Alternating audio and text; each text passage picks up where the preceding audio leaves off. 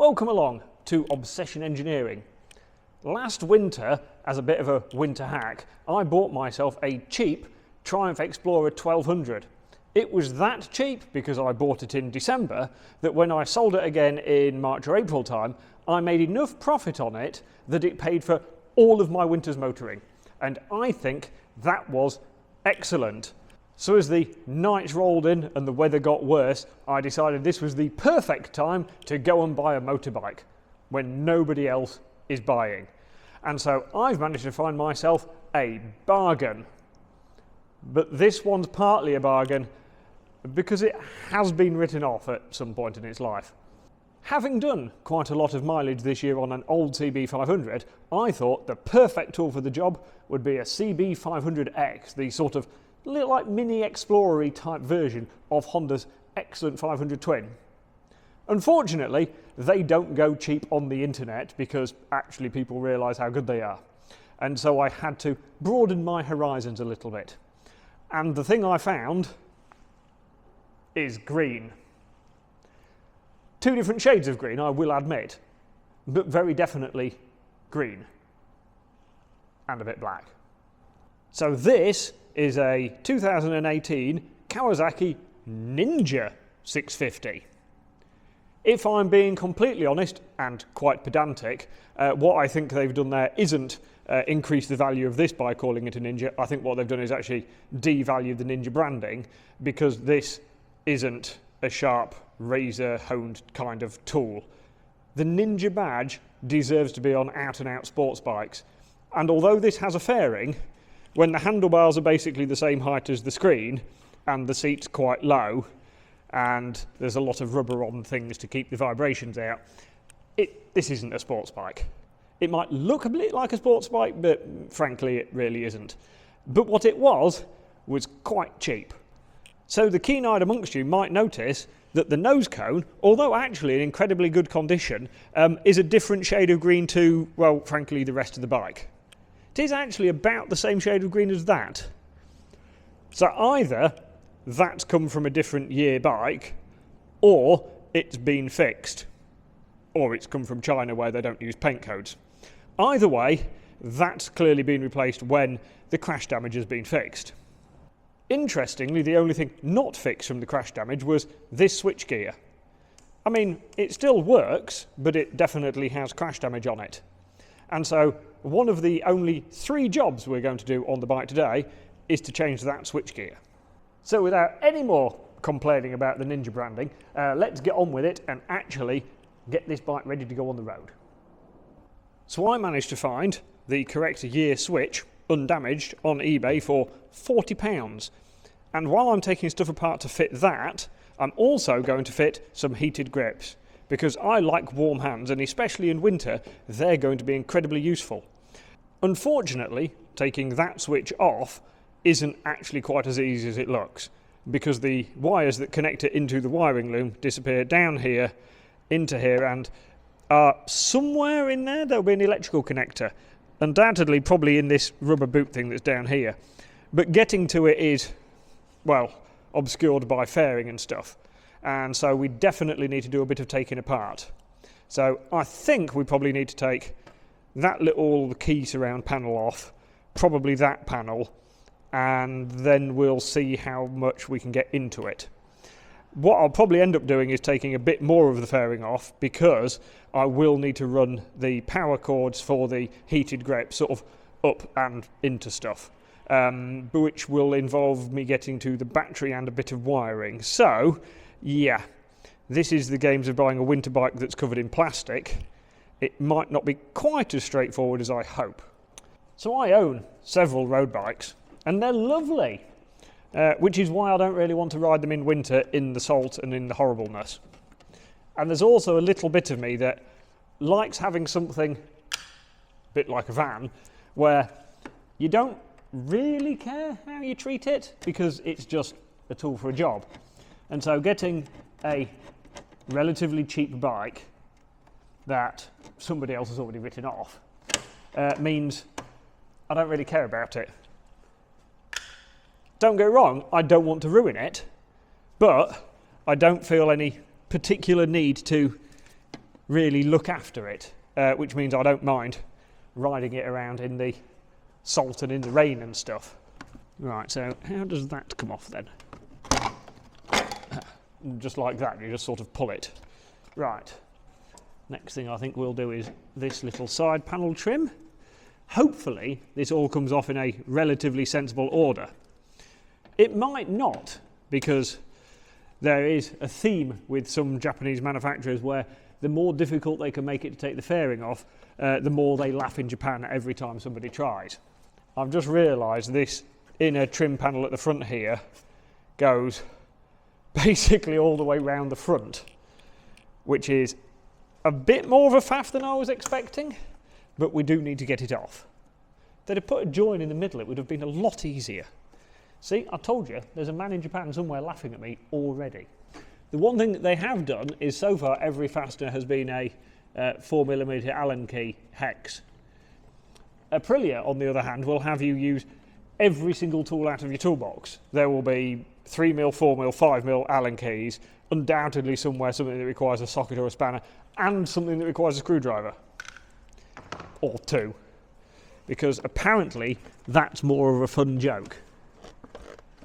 Right, this trim panel goes behind the dashboard.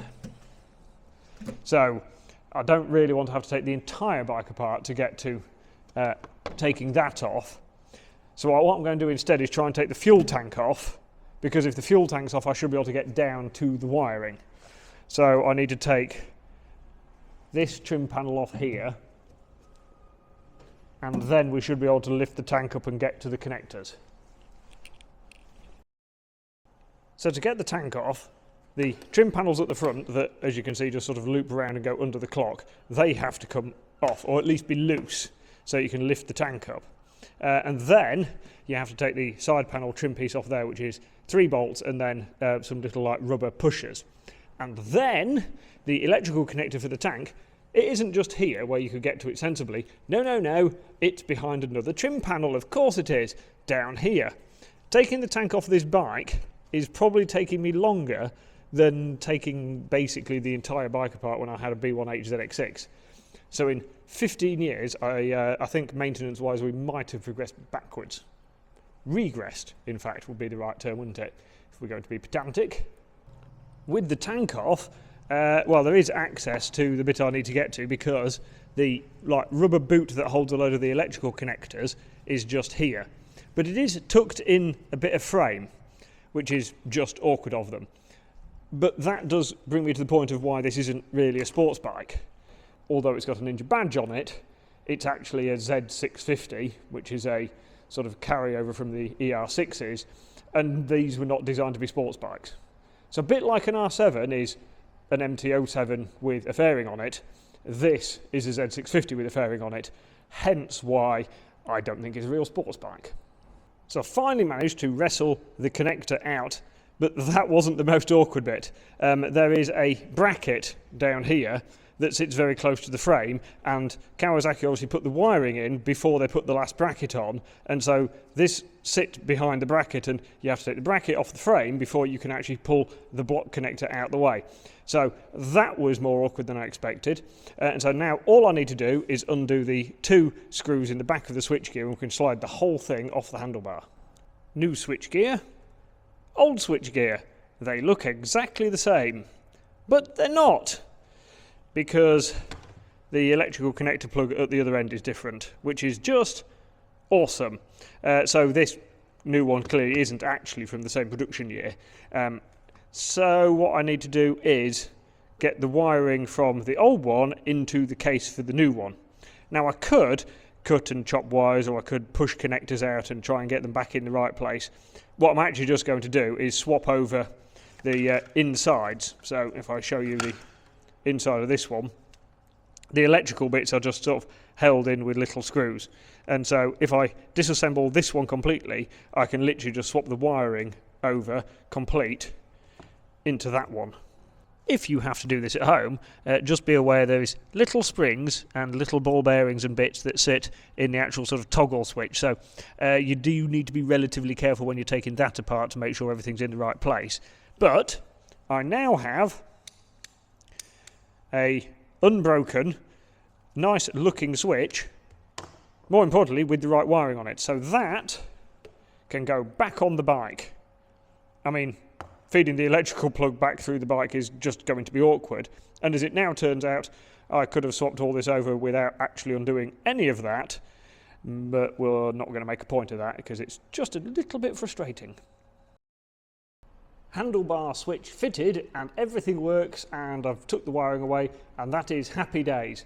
I am left with the bike in quite a few bits, but that's not the end of the world, because the next thing to do is fit my heated grips so my hands stay lovely and warm. And what I want to do with these is, instead of running them straight to the battery so that you can accidentally leave them turned on and completely flatten your battery, is I want to run them to a switched positive connection. The number plate light for the aftermarket sort of tail tidy thing, that has a separate feed. Look, just here. It's fused already and it's switched positive. And so I've cut into that, and I'm going to wire my heated grip controller straight into that. I prefer to fit the heated grips, it's not my first rodeo, with the cable pointing down, because I just think it looks neater. Okay, with this one I could have gone a few degrees further, but at 100% throttle it would stop me pulling the brake all the way back. But frankly, I can pull quite a lot of brake pressure there without any interference, and if I'm at 100% throttle and pulling all the brake, something's going quite wrong anyway, so I think that's okay. When I'm finished, the cabling will route sort of along here in with everything else. But by now my soldering iron should be ready. So the first thing I need to do is get some solder on my wire, like that, and a bit on the other end as well. In fact, being as that's a bullet connector, I could just take it apart and make my life a bit easier. Oh, arse. Dropped it in the bike. Oh, where's that gone? Now I've retrieved my piece of wire, which involved taking more of the bike apart because it's a hide-and-seek champion for the day. It's a title it wanted, clearly. Right, I have soldered the controller wire for the heated grips to part of that wire, and now I have a sleeve thing. Now that has a bit of metal in it, and it's made of heat shrink basically. So I'm going to solder the wires, and then I'm going to put this over the top and melt this. So when this crushes down, it actually holds the wires together and gives more contact. So you don't really need to solder the wires together. You could just do it with this, but belt and braces. So I need to slide that down my piece of wire first. Then of course I need to have everything stable enough that I can get it all to solder together. All 3 wires in one go. And of course guarantee that one of them will try and swing apart. There we go. Little blow on it. Because who doesn't like a little blow on it? Right. All my wires are now attached. I mean, I've took my soldering iron in between everything to make life awkward for myself, but apparently that's the theme for the day. So, soldering iron unplugged and put safely out the way. Next thing to do is get my piece of clever heat shrinky thing, push that over the wires so the metal bit's in place, and now I need to get a heat gun and just warm that up just enough so it heat shrinks down and holds everything in place. And now that my connector is nicely heat shrinked up, what I need to do now is just, tape some of the wiring up a little bit so it looks a bit neater, tuck it all out the way, and then run the rest of this wiring towards the front of the bike so I can actually get the controller and the heated grips connected up. I've connected the negative terminal up to the battery. I've run the wiring so it sort of traces along some of the standard wiring, tucked a load of it in the front of the airbox here. I've connected up the actual heated grips, and I've run the wire and tried to tuck it in so it's sort of as much as possible tucked in with the standard wiring, and the connector is down there because I would have liked it further out of the way, but that didn't happen. And the good news is now, if I turn the ignition on, we can turn the heated grips on, which is excellent. They do supply a little bar mount for it, but there was nowhere to put that because it didn't fit on anywhere here, and so I've got a sticky pad and just stuck it straight onto the top of the clutch perch, so hopefully that will stay in place. If not, there's that many cable tyres in places around here, it can't actually go very far. And so that is heated grips done. So that is 2 out of my 3 essential jobs done on the 650. Unfortunately, they have taken a little longer than planned, so at this rate my winter hack is going to be a lovely summer bike. And that means I've actually got to go home and do, you know, real life. But by the time you finish watching this lovely ad break, I'll be back to finish the 650. I hope you enjoyed your ad break. I'm not enjoying the fact it's even colder in the workshop today, but I do get to put my very comfy Obsession Engineering woolly hat on, available from obsessionengineering.co.uk, along with some other wonderful merch. One job left to do on the 650, and as you might have guessed, it's a pair of tyres, but not any pair of tyres, an excellent pair of tyres, and we're going to tell you all about it, if I can remember how to speak properly. So the tyres currently in the 650 are pretty much bald, so I needed a new set, and I spoke to my friends at Dunlop and they have sent me some Road Smart 4s. And they also sent me the press pack with all the bump about these tyres, and if I'm honest, I like a bit of technical talk. A lot of it went completely over my head. What I can tell you though is, compared to the Road Smart 3, they have redesigned the actual sort of inner carcass, and they've changed the tread pattern, and they've ever so slightly changed some other stuff. The actual formula for which the rubber's made out of has changed. If you think tyres are just black and round, there is a whole world of science behind these things. Compared to the old version, these are going to warm up faster, they're going to steer easier, they're going to get rid of water better, and they've got more outright grip in the dry, and if that's not progress, I don't know what is. What I know is I need to put these on a bike, and when I'm riding around on them, then I'll be able to tell you how good they really are. So it's time to put these in a bike. So that is my Dunlop Road Smart 4s fitted at both ends. I've had the chance as well to just wipe the wheels around with a bit of GT85, and I've given the brakes a little clean and just checked everything over and re-lubed the chain and all that stuff. Tyre pressures wise, I am going 36 psi at both ends because I always find that's pretty good for a road bike, and that means it's ready to come off the bench. Except my 3 jobs has turned into 4 because I realise the oil's it's looking as black as the engine cover that it's sitting behind, so I think we may as well oil and filter it while we're here. Conveniently, you can get to all the things to get oil in and out of the bike without taking the fairing off. So finally, I found something that's actually good to do on this bike. And with a fresh oil filter and a nice new charge of Motul 5100, the 650 is ready for the road. Remember, when you're picking your oil, even if it only requires a semi-synthetic oil, pick a good quality one because it really does make a difference. And although I'm not planning on owning this particularly long, and it's not actually worth a vast amount of money, and I am going to subject it to winter, I would like the engine to keep running at its best, so that's why we're putting some top quality oil in it. So, I suppose it's time to take it off the bench and go and test ride it. So I hope you've enjoyed this instalment from the workshop, and join me again very soon where we'll be getting this filthy on the lovely winter roads. Can't wait. See you soon.